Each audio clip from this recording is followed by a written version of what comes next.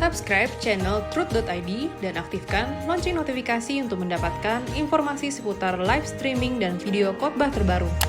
Posisi tombol subscribe berada di kanan atas channel kami dan jangan lupa nyalakan loncengnya.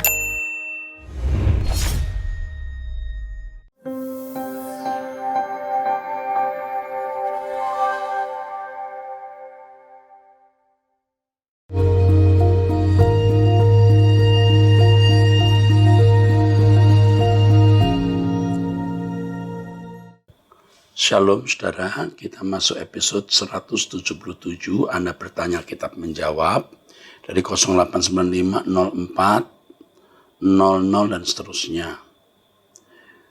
Apa kata Alkitab tentang hutang? Apakah kita dianjurkan untuk memberi pinjaman kepada yang membutuhkan atau lebih baik berhati-hati memberi pinjaman jika siap uang hilang? Terima kasih. By the way, kalau Bapak ingin penanya ABAM harus mencantumkan jenis kelamin dan umur, mungkin bisa pakai Google Form daripada SMS, Pak. Ini bagus nih. Usul yang bagus nih Google Form ini. Saya akan perhatikan sekali ya Google Form. Kami di kampus memang sering menggunakan Google Form untuk undangan dan lain-lain ya. Ini bagus nih. Tapi yang saya persoalkan, apakah Bapak Ibu yang udah berusia bisa mengisi Google Form? Mungkin bisa lewat Google Form, juga bisa lewat SMS ya. Terima kasih kepada yang mengirimkan pertanyaan dan sekaligus memberikan usulan yang sangat baik ya, sangat baik. Tidak bisa tidak, kita pasti menghadapi kasus hutang ya. Apakah kita dianjurkan untuk memberi pinjaman kepada yang membutuhkan? Kita harus bisa membedakan pinjaman itu bisa dalam bentuk untuk konsumsi, yang kedua untuk produksi. Kalau untuk konsumsi artinya untuk mereka yang sakit, tidak ada makan, anak sekolah, ya, anak sekolah gitu ya. Lalu membutuhkan uang untuk ongkos perjalanan orang tua sakit di kampung, bisa macam-macam. Harus bisa membedakan untuk konsumsi dan untuk produksi. Kalau produksi itu orang meminjam uang kepada kita untuk usaha. Nah, kalau yang untuk usaha ini biasanya tidak kecil. Nah, kita harus bisa membedakan antara usaha orang lemah yang perlu kita bantu, tapi kita harus dalam bentuk pinjaman. Kalau tidak, nanti dia nggak bertanggung jawab. Tapi kita memiliki sikap siap uang hilang. Ya, tentu kita memperhitungkan berapa kemampuan kita. Kalau itu mengganggu stabilitas uang, kebutuhan rumah atau kebutuhan pribadi, jangan. Ya. Kalau untuk produksi, kita harus meminjamkan, harus berupa pinjaman, harus dikembalikan. Nah, itu sudah pasti untuk produksi ini. Kalau untuk yang lemah, Anda siap uang hilang dan tidak mendapatkan keuntungan. Tetapi kalau untuk yang kuat, artinya usaha ini untuk mereka yang secara finansial itu juga sudah tidak kesulitan, bisa menjadi usaha bersama dan kita bisa meminta bukan saja balik uang itu, tapi juga keuntungan dibagi bersama. Itu bukan termasuk bunga, itu satu kerjasama atau sebuah kolaborasi. Ya. Itu tidak salah. Tetapi kalau untuk konsumsi, tidak harus dikembalikan. Tidak harus. Sebab ada orang yang meminjam dan kemungkinan dia tidak akan pernah bisa. Orang-orang susah yang mau nyekolahin anaknya tidak bisa, beri saja. Tapi jangan menggunakan kata saya beri ini. Oke, saya pinjam ya Pak untuk anak saya sekolah 2 juta, 3 juta, kita kasih. Oke. Jangan bilang meminjam, jangan bilang juga memberi. Untuk orang tertentu. Tapi ada orang yang mesti kita harus bilang, jangan meminjam, aku beri ini. Apalagi jumlahnya kecil. Nah, kalau kita memberi itu karena dia juga punya pemasukan, punya income, dan lain-lain yang belum dia terima. Itu harus bentuk pinjaman. Untuk uang sekolah 5 juta, aku kasih, kembaliin ya bulan depan. Oke. Kita tahu dia bisa mengembalikan. Kalau dia tidak bisa mengembalikan, jangan minta kembali. Dan jangan memberi untuk orang yang tidak patut diberi. Dia masih bisa kok. Nanti dia akan menggampangkan orang lain. Ini aku pinjamkan 5 juta untuk anakmu sekolah, tapi nanti kalau gaji kamu udah turun atau kamu dapat THR, pulangin ya. Supaya dia belajar bertanggung jawab. Tapi kalau orang lemah, dia cuma jualan yang untungnya per hari 15, 20 ribu, 30 ribu, 50 ribu, 100 ribu. Orang susah, kasih. Ini jangan hutang, ku beri. Kalau perlu dikasih embel-embel. Nanti kalau ada kesulitan datang ke saya.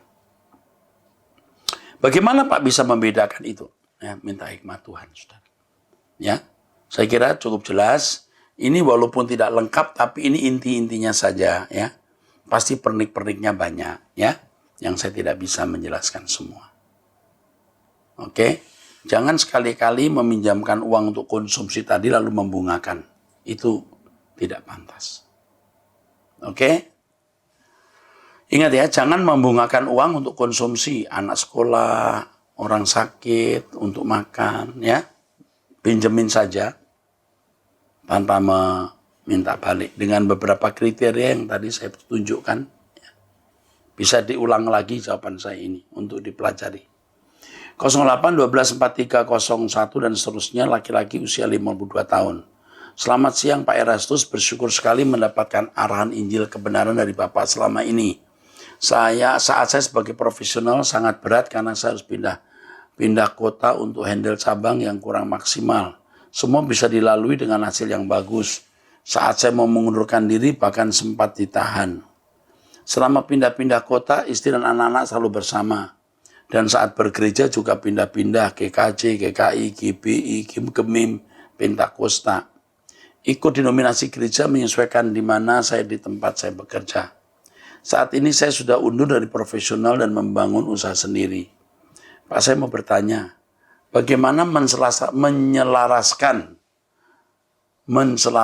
potensi yang sudah Tuhan beri kepada saya dengan maksud atau strip kehendak Tuhan untuk saya. Supaya di sisa hidup ini bisa berbalik untuk Tuhan, bukan untuk kesenangan dunia. Pemahaman ini sangat membantu supaya terus menjadi kuat dalam menjalani kemusafiran di bumi ini. Sampai jumpa di LB3 ya Pak. Ini Bapak ini orang pinter, cerdas, rajin bekerja, memiliki integritas, tapi murah hati. Bapak ini pasti suka menolong orang juga, ya tidak tegaan lihat orang susah. Ya. Tapi Bapak ini kadang-kadang susah menjawab tidak. Karena punya perasaan lembut. Kepada Bapak ini saya anjurkan tetap ikut Truth ID dan jangan berhenti. Karena hal itu mencerdaskan Bapak sehingga Bapak bisa menyelaraskan potensi yang Tuhan berikan untuk Bapak dan kehendak Tuhan. Ini tidak bisa dijawab dengan mudah karena lihat kasusnya, masalah apa, mengenai keluarga, pekerjaan atau apa. Tetapi yang jelas dengan ikut Truth ID, Anda mengerti kebenaran, memiliki jam doa tiap hari bertemu Tuhan, tidak memasukkan pikiran atau hal yang tidak patut, saudara pasti punya kecerdasan untuk menyelaraskan antara potensi yang Tuhan berikan dengan kehendak dan rencananya untuk Anda lakukan. Ya. Atau menyelaraskan potensi yang Tuhan sudah berikan dengan kehidupan Anda, dengan dinamika hidup yang Anda alami demi maksud dan rencana Allah supaya dipenuhi dari tua Bapak. Selamat berjuang Pak, kita berjuang bersama ya, puji Tuhan. 08 113 13 dan seterusnya, pria usia 51 tahun. Selamat malam Pak Erastus, sebelum pandemi ini saya terus terang kesulitan untuk menyembah minimal 30 menit.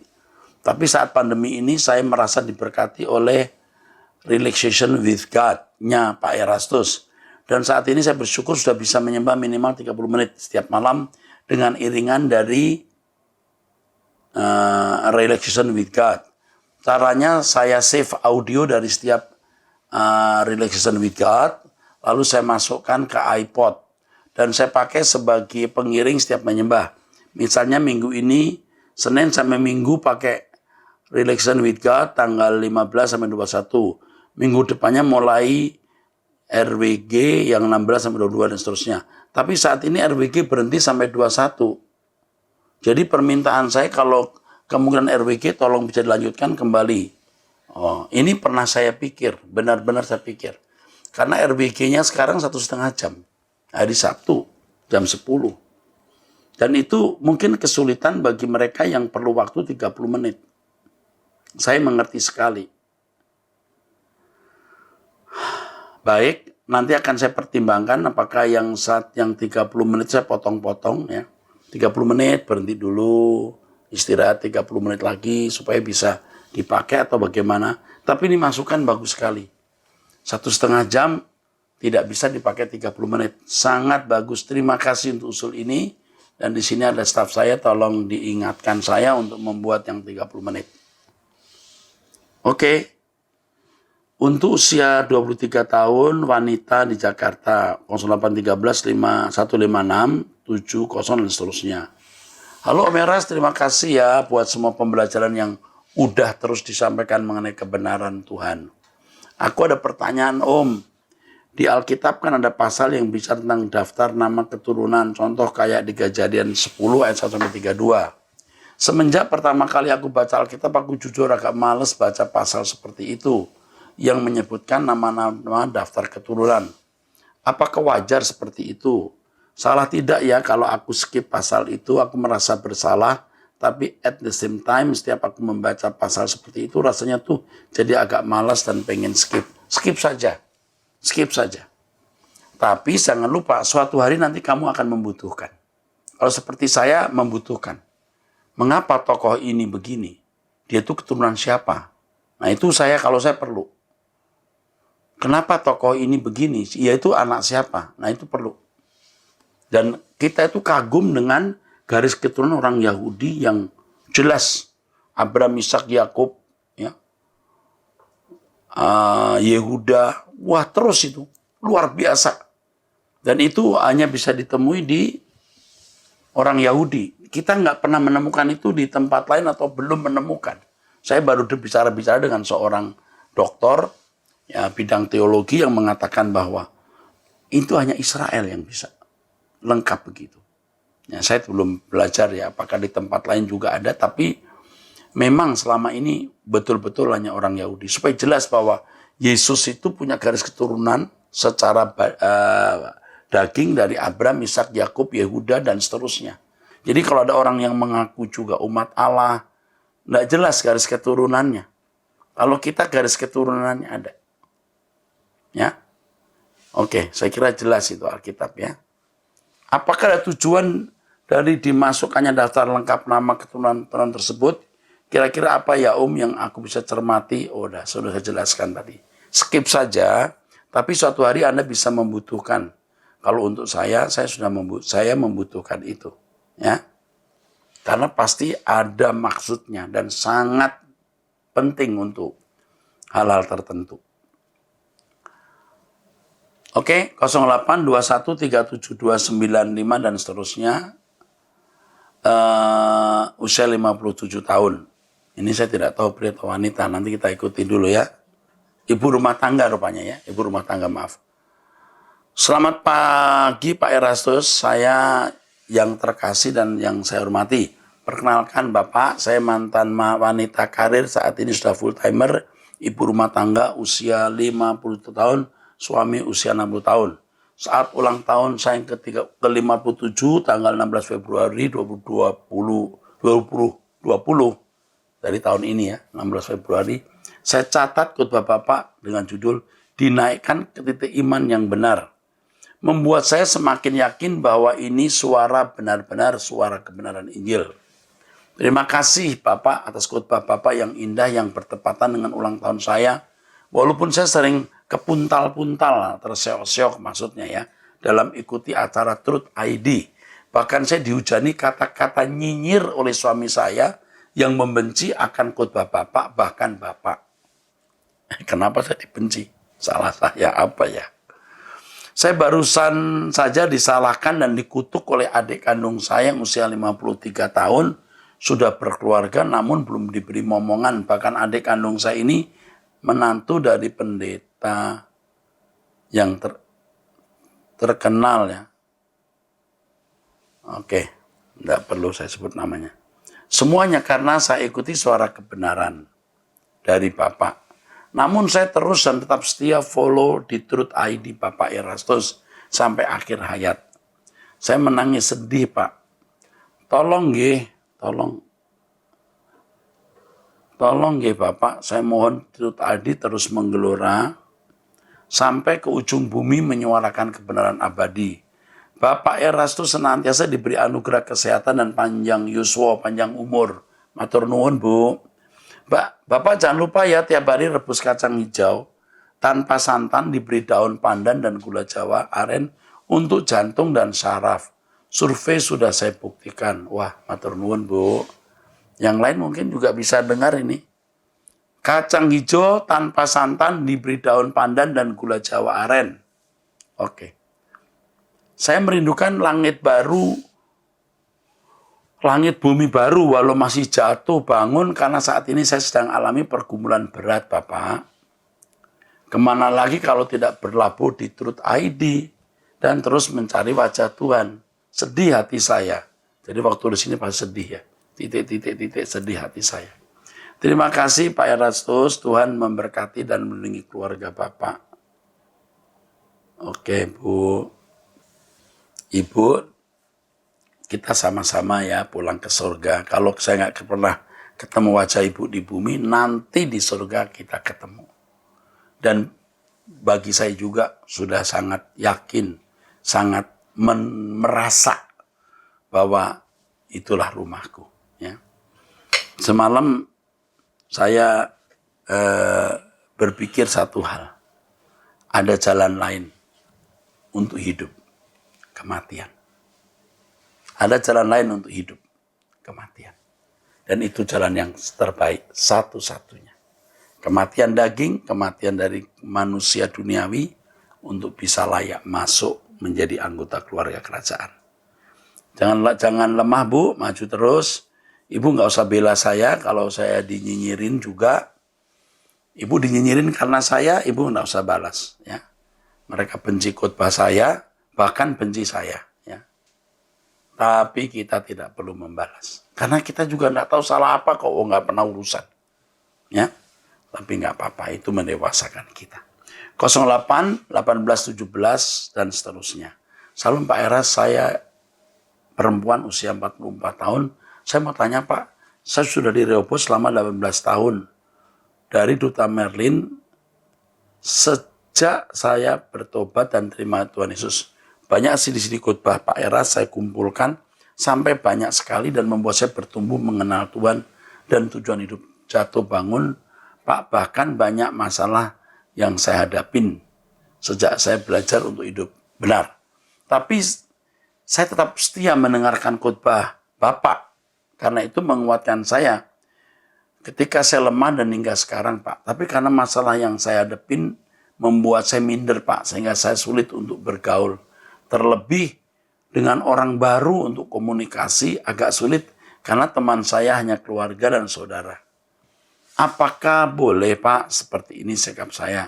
Saya sulit berteman karena saya pernah dikhianatin teman atau melihat banyak orang pun sering dikhianatin oleh teman sendiri. Jadi membuat saya tidak berani untuk berteman atau bersosialisasi.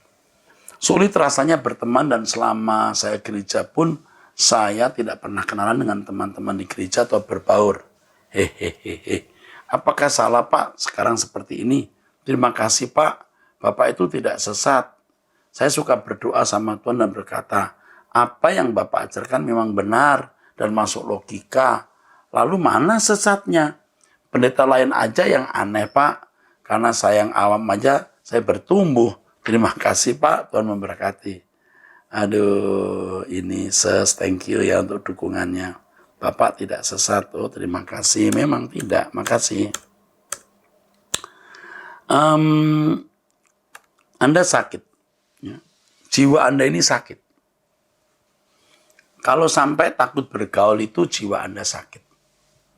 Anda harus tahu bahwa tidak semuanya itu jahat, tidak semua orang itu jahat, tidak semua orang itu pasti mengkhianati. Cobalah buka diri, ya. Tuhan akan menunjukkan Anda teman. Karena bagaimanapun kita harus hidup di tengah-tengah masyarakat, harus bergaul, berinteraksi. Sebab melalui itu selain kita didewasakan, kita juga mau memberkati. Kita jadi terang dan garam, jadi utusan Tuhan. Kita membawa kehadiran Tuhan, kasih Tuhan kepada mereka. Kita membawa kehadiran dan kasih Tuhan kepada mereka. Jadi harus bergaul. Tidak boleh tidak bergaul. Nah sekarang mulai belajar ya, bergaul. Nanti pasti ketemu orang, Anda akan belajar bergaul. Nah kalau kita takut dikhianati, kita berhati-hati. Maksudnya dikhianati ini apa sih? Kalau nggak ada urusan uang, nggak ada urusan cinta atau hubungan intim ya, nggak perlu merasa dikhianati. Makanya jaga jarak dulu sampai kita menemukan persaudaraan, bukan hanya pertemanan, persaudaraan di dalam Tuhan yang bisa terus abadi sampai Tuhan Yesus datang kembali atau sampai kita dipanggil pulang. Ya, coba ya belajar, jangan menyendiri sehingga asing. Oke. 08575522 dan seterusnya. Salam Pak Era, saya seorang ibu usia 58 tahun. Saya sering mengikuti khotbah Bapak. Bapak pernah menjelaskan tentang Allah Bapak yang tidak sama dengan Yesus. Tapi Bapak masih menyebut Tuhan Yesus. Padahal arti Tuhan di Indonesia, padahal arti Tuhan dalam kurung di Indonesia, Allah sama dengan Allah. Mohon penjelasannya Pak, terima kasih. Tuhan dan Allah itu beda. Ya, Tuhan dan Allah itu beda. Allah itu artinya sesembahan, objek yang disembah. Dan kalau bicara mengenai Allah ini yang maha kuat, yang maha tinggi, yang maha besar. Sedangkan Tuhan itu artinya majikan atau tuan. Allah memang tuan juga, bukan tidak, dia majikan. Tetapi Allah Bapa itu tidak pernah kelihatan selamanya. Nanti yang akan menjadi wakil Allah Bapa itu Tuhan Yesus yang kelihatan. Dia menjadi majikan kita, dia menjadi tuan kita. Jadi beda kan? Allah itu kalau dalam bahasa Ibrani Elohim. Elohim itu sebutan atau namanya dalam bahasa Inggris generic name. Sebutan, seperti taman itu sebutan. Tempat di mana orang beristirahat namanya taman, itu generic name. Sunda Kelapa, Mini Indonesia Indah, Ancol, itu baru namanya proper name. Jadi proper name-nya itu Yahweh, generic name-nya itu Elohim. Nah Allah itu generic name. Ya, sedangkan namanya itu Yahweh. Sedangkan Tuhan itu artinya majikan atau tuan. Ya, dilihat dari etimologinya. Apakah Allah Bapa bukan Tuhan? Oh ya, dia Tuhan. Karena dia majikan. Yesus juga Tuhan. Karena dia majikan. Oke. Allah Bapa itu pribadi yang berbeda dengan Tuhan Yesus. Itu maksudnya. Ya, nanti di penjelasan Allah Tritunggal pada waktunya saya akan jelaskan ini. Oke. 08526410 dan seterusnya. Salam Pak, saya mau tanya, perempuan yang dikumpulkan itu sebenarnya buta? Buat apa atau buat siapa? Ya, mestinya untuk pekerjaan Tuhan di gereja. Untuk pembiayaan gereja, untuk kehidupan pendeta, para aktivis, dan seterusnya. Tapi kalau sampai disimpan pendeta, itu jadi kejahatan. Tidak boleh disimpan untuk kepentingan pendeta dan keluarga, itu kejahatan, itu pencurian, itu perampokan. Kalau pendeta memiliki penghasilan dari pelayanan yang sepatutnya dia hidup, lalu dia sisihkan uangnya untuk simpenan bagi keluarga, ya itu tentu tidak salah. Misalnya per bulan dapat 10 juta, atau 5 juta, atau 15 juta, atau 20 juta, atau 30 juta untuk makan 10 juta, sisanya 5 juta, 5 disimpan, nah itu enggak salah. Tapi kalau sampai mengambilnya dalam jumlah besar, disimpan jadi rumah, mobil, dan lain-lain, itu menjadi jahat. Itu korupsi. Saya memiliki potensi besar melakukan hal itu, tapi saya tidak mau. Sejak tahun 2008-2009 saya berusaha untuk memiliki income sendiri. Tapi tidak semua pendeta memiliki keadaan seperti saya. Jadi tidak boleh memukul rata semua orang harus begitu. Nah, kalau gereja itu mampu, mestinya pendeta diberikan rumah. Disiapkan fasilitas hari tuanya. Diberi semacam pensiun. Kalau pendetanya meninggal, istrinya belum nikah, itu harus terus digaji. Seperti gaji yang diterima suaminya untuk kehidupan rumah itu. Ya, jadi itu sudah mutlak. Kalaupun mau dikurangi karena suami sudah meninggal, tidak membutuhkan ongkos pelayanan pastoral, ya dikurangi, tapi harus cukup untuk anak dan istrinya. Selama itu ibu belum menikah, tidak menikah, anak-anak dari pendeta itu harus dijamin oleh gereja. Kalau seorang pendeta sudah mengabdi di atas 20 tahun, 25 tahun, wajib gereja membelikan dia rumah. Ya, tergantung dari kemampuan gereja itu. Pendeta juga harus bertanggung jawab untuk membesarkan anak-anaknya, tidak membebani gereja. Tetapi kalau memang tidak mampu, gereja harus bertanggung jawab atas rumah tangga masa depan anak-anak pendeta. Nah, itu semua digunakan uang perpuluhan. Ya. Perpuluhan bisa juga dipakai untuk kejayaan, kebesaran nama pendeta. Dia bangun gedung, pakai namanya misalnya Erastus Hall. Wah, ini dia cuma bikin mercusuar sendiri. Menara Babel istilahnya. Nah, itu salah. Nah, oleh sebab itu ya jemaat harus mulai cerdas. Jangan memberikan uang kepada orang yang tidak patut menerima atau tidak bisa mengelola milik Tuhan. Ya, itu saja. Jadi saudara-saudara sekalian, saya harapkan cukup jelas apa yang saya kemukakan ini. Tapi yang saya mau beritahu adalah jemaat harus belajar bertanggung jawab ya. Untuk ikut berpartisipasi di dalam kebutuhan gereja. Jangan menyisakan, tapi harus menyisihkan. Bukan hanya menyisakan, tapi menyisihkan. Yang saya katakan dalam satu khotbah lalu diviral, yang pertama kita harus mesti memperhatikan orang tua. Itu mutlak, absolut. Kedua, jangan jadi beban bagi orang lain, harus mandiri. Ya, makin tua harus makin mandiri. Yang ketiga, perhatikan keluarga besar. Family, ya, keluarga besar yang kekurangan. 3, masyarakat sekitar kita. Dari tukang sampah, hansip, yang jaga portal setiap malam kita pulang, dan lain sebagainya, masyarakat. Ambil bagian di situ. Ya. Kalau gereja kami memikirkan kehidupan para veteran, itu juga bagian dari tanggung jawab kami. Dan kalau pada masa COVID yang berat ini, kami juga memberi kesempatan kepada orang-orang sekitar kami untuk menerima santunan berupa beras, gula, dan lain-lain. Lalu yang ketiga, tetap mengawal gereja. Gereja dikawal. Jangan tidak dikawal. Oke.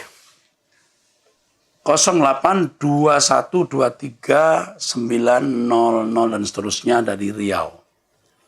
Saya bergumul dengan kondisi keuangan yang parah, Pak. Saya selalu mendengar khotbah Bapak. Depresi selalu menyerang saya. Dan saat ini saya dipecat dengan uang pesangon sangat kecil. Saya berusaha menurut, namun sudah berjalan hampir 2 tahun tanpa kejelasan. Kiranya bagaimana supaya tetap kuat. Ini saya tidak tahu Anda umurnya berapa, lalu sudah punya pasangan hidup atau belum. Ya, saya tidak tahu. Tapi saya mau ingatkan bahwa tidak ada pencobaan yang melampaui kekuatan kita. Tidak mungkin ada pencobaan yang melampaui kekuatan kita. Pasti Tuhan akan memberikan pertolongan. Pasti Tuhan akan memberikan pertolongan. Pasti buka jalan untuk masalah-masalah hidup kita. Tidak mungkin Tuhan tidak memberi pertolongan.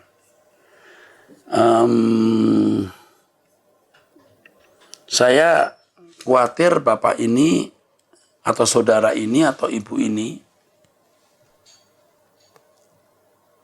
ya belum banyak belajar kebenaran. Saudara, coba lihat ya orang-orang yang jauh lebih susah dari saudara. Yang tidak punya penghasilan apa-apa. Tapi bisa hidup kok. Ada saja jalannya. Nah kalau Anda sudah mulai takut, khawatir, lalu saudara mulai akan mulai mempersalahkan orang, Anda tambah stres, tambah depresi. Lalu Anda mestinya tidak perlu berpikir ke depan terlalu jauh, Anda udah berpikir macam-macam, Anda jadi stres. Jadi istilah yang sering saya gunakan bisa dilewati. Apa kabar? Bisa dilewati. Dari hari ke hari bisa dilewati. Dan selalu ada jalan itu. Selalu ada jalan. Nah yang terakhir, saya ajak Anda bergemas-gemas pulang ke surga. Dunia ini singkat. Banyak uang juga tidak menjamin kita bahagia dan tidak menjamin umur panjang dan tidak menjamin aman.